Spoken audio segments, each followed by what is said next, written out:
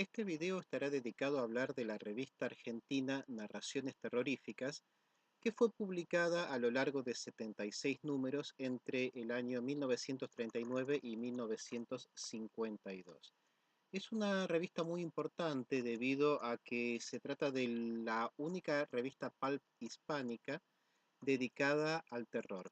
Hubo algunas, como la revista Fantástica Española, que estaba dedicada, como su título lo insinúa, a la literatura fantástica, y luego la revista mexicana Los Cuentos Fantásticos y la revista argentina Hombres del Futuro, que estaban dedicadas a la ciencia ficción, pero solo hubo un exponente dedicado al terror y ese fue Narraciones Terroríficas. Es una publicación muy importante debido a que alberga las primeras traducciones al castellano de Howard Phillips Lovecraft y también de autores como Robert Howard, Edmond Hamilton y August Derleth, es decir, algunos de los autores esenciales del género terrorífico o del género aventurero, en el caso de Robert Howard, de la primera mitad del siglo XX. Otro aspecto interesante son sus ilustraciones, su arte de tapa y sus ilustraciones internas, que eran sumamente truculentas, muy bizarras, muy sangrientas, y que por lo tanto son casi un elemento no repetido en el ámbito de nuestra ilustración popular. Bueno, antes de hablar de la revista en sí, hay que mencionar la editorial que la prohijó, que fue la editorial Molino. Había sido fundada en el año 1933 por Pablo del Molino Mateus en Barcelona, y la empresa publicó algunas colecciones literarias, como por ejemplo Biblioteca Oro, que aquí tengo algunos ejemplares. Biblioteca Oro solía tener una subcolección roja dedicada a las historias de espadachines, luego una amarilla dedicada, aquí tengo un ejemplar, dedicada al policial, y la tercera subcolección era de color azul, como en este caso, y estaba dedicada a narraciones de aventuras o narraciones de vaqueros. Em, entonces, en el año 1933, cuando estalla la Guerra Civil Española, la editorial Molino traslada gran parte de sus equipos y de su personal a la Argentina y se funda la editorial Molino Argentina, que durante unos cuantos años publicaría de forma paralela textos paralelamente a la filial española. Entonces, esas publicaciones que iban a realizar las dos casas de editoras hermanas no siempre coincidían. Por ejemplo, Narraciones Terroríficas solo apareció en Argentina y en cambio Nuevos Hombres Audaces solo apareció en España. Incluso las colecciones que eran publicadas de forma simultánea en los dos continentes tenían diferencias. Por ejemplo, la colección Biblioteca Oro, que era publicada tanto en Argentina como en la península, no coincidía en sus títulos y hubo algunos textos que aparecieron en un lado y no en otro y viceversa. Lo mismo ocurrió con Hombres Audaces. Bueno, ¿cómo surge la revista Narraciones Terroríficas? Su historia está narrada en este libro que publiqué hace algunos años, que es Revistas Argentinas de Ciencia Ficción, publicado por la editorial Tren en Movimiento. Bueno, ven la ilustración de tapa, está tomada del número 3 de la revista Más Allá. Bueno, el factotum de Narraciones Terroríficas fue el escritor español José Mallorquí, que había realizado unas cuantas traducciones para la editorial Molino, especialmente en Biblioteca Oro, y que también había escrito algunas obras, luego sería muy conocido por la serie novelística El Coyote. Em, a finales de los años 30, Mallorquín estaba buscando activamente material en inglés para traducir al castellano para las colecciones de Molino, especialmente material policial o material de aventuras. Y así se encontró con una gran cantidad de textos terroríficos en revistas como War Tales, en revistas como Horror Stories o Terror Tales, que le llamaron mucho la atención, y al ver la boga que tenía esta clase de material en Estados Unidos, determinó emprender su publicación en el ámbito hispánico. Entonces lo convenció a Pablo del Molino Mateus a realizar una colección de libros dedicada a la narrativa terrorífica, y así es que surge en el año 1939 la revista Narraciones Terroríficas. Aquí les traigo algunas tapas.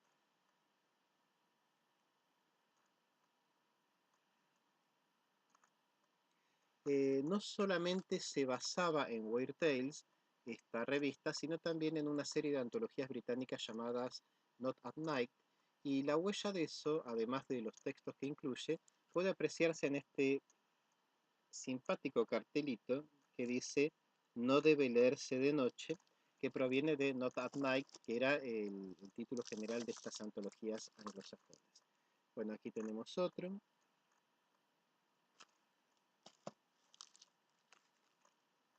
Quédense tranquilos que no mostraré la colección completa, simplemente algunos números como para más o menos familiarizarlos con lo que sería la estética de la colección. Pueden apreciar la índole siniestra, esperablemente siniestra, ya que se trata de una revista de terror, de las tapas. Esta es una de mis favoritas, del relato Hydra. Bueno, hubo una enorme cantidad de material, tanto textual como gráfico, muy interesante. Las tapas eran realizadas en su casi totalidad por Boquet, que era un ilustrador español, que se basaba en las tapas de la revista Weird Tales. Aquí tengo algunos ejemplares de Weird Tales.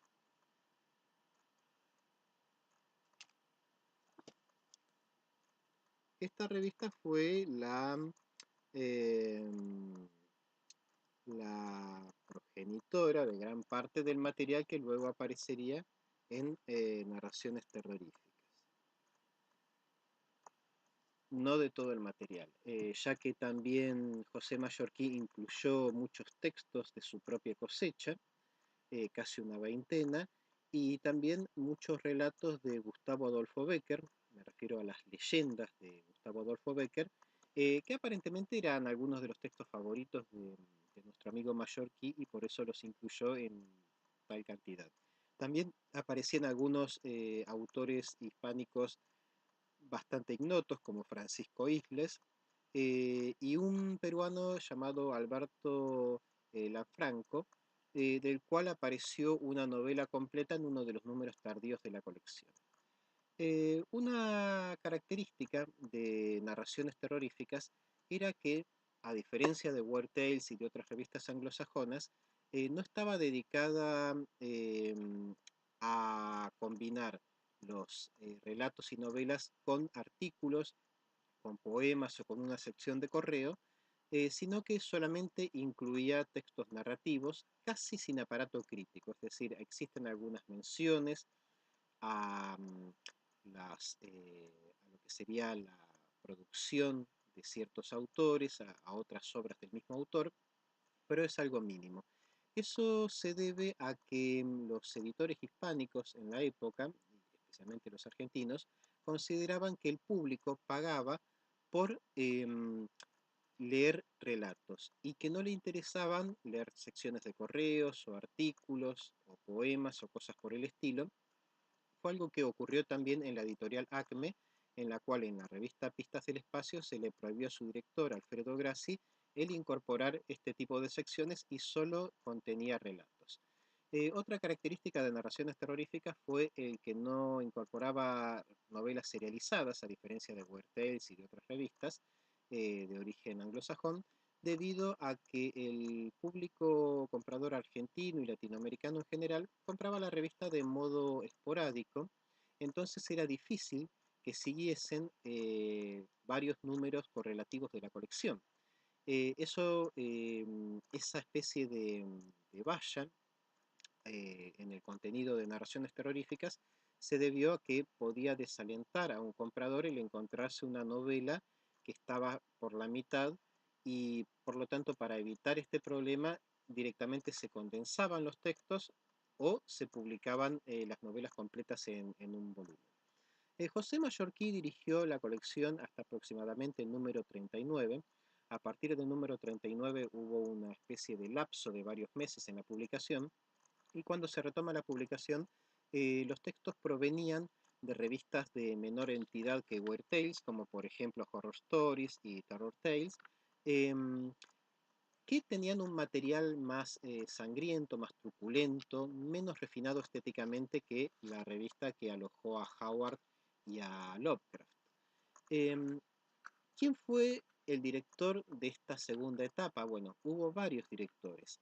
Las atribuciones de selección de los textos estaban no se repetían a lo largo de los distintos números de la revista, sino que estaban asignadas a los traductores específicos de cada volumen. Es decir, em, a cada traductor se le asignaba el buscar un conjunto de textos narrativos, digamos como para completar un número entero de la revista. Ese traductor, aparte de seleccionar, obviamente traducía ese material y entonces podemos hablar de una pluralidad de directores argentinos de la colección que a veces seleccionaban el material de un único número y a veces se repetían a lo largo de otros números de la revista. Por ejemplo, Raquel Fusoni Elordi, que fue una de las más prolíficas, de hecho ella seleccionó y tradujo unos 4 o 5 números de narraciones terroríficas de esta etapa tardía. Bueno, fue una traductora argentina muy conocida en el periodo y trabajó mucho en la filial argentina de la editorial Molino, traduciendo obras de la colección Hombres Audaces, por ejemplo. Otra traductora y también efímera directora de narraciones terroríficas fue Delia Piqueres. Delia Piqueres también fue la responsable de la primera traducción al español en formato de libro de una obra de Lovecraft que es, estaba buscando a ver si la tenía allí, que es El que acecha en el umbral, que apareció en 1946 en la colección Selecciones de Biblioteca Oro. Bueno, esta segunda etapa de narraciones terroríficas no solamente abrevaba de estas fuentes, de estas revistas norteamericanas, sino también de, y esto es un dato muy curioso, de la antología de la literatura fantástica que había sido compilada en 1940 por Jorge Luis Borges, Silvina Ocampo y Adolfo Bioy Casares. Los relatos incluidos en esta, que provienen de esta fuente, son El brujo postergado, del infante don Juan Manuel, Quién sabe, de Guy de Maupassant, y La tortura por esperanza, de Villers de L'Isle-Adam. Para evitar cualquier tipo de demanda, los traductores y presumiblemente los directores de narraciones terroríficas realizaron ciertas modificaciones a las traducciones que habían aparecido en la antología de la literatura fantástica, que eran simplemente cambios de orden de palabras o cambio de una palabra por su sinónimo, con el fin de que no fuera una apropiación o un plagio demasiado palpable. Sin embargo, esto no se realizó en el caso del texto del infante don Juan Manuel, porque presumiblemente habrán pensado que al ser un texto escrito originalmente en castellano no correspondía a ninguna modificación. Bueno, esto es lo que delata el plagio, debido a que la versión de El brujo postergado que aparece tanto en narraciones terroríficas como en la antología de la literatura fantástica no es la original escrita por el infante don Juan Manuel, sino una versión muy modificada por Jorge Luis Borges. Entonces, bueno, eso muestra que fue otra de las fuentes de la revista Narraciones Terroríficas. Espero que les haya gustado este breve video que solamente, digamos, roza eh, la superficie de ese mundo tan rico y tan vasto que es la revista Narraciones Terroríficas y nos vemos en el próximo video.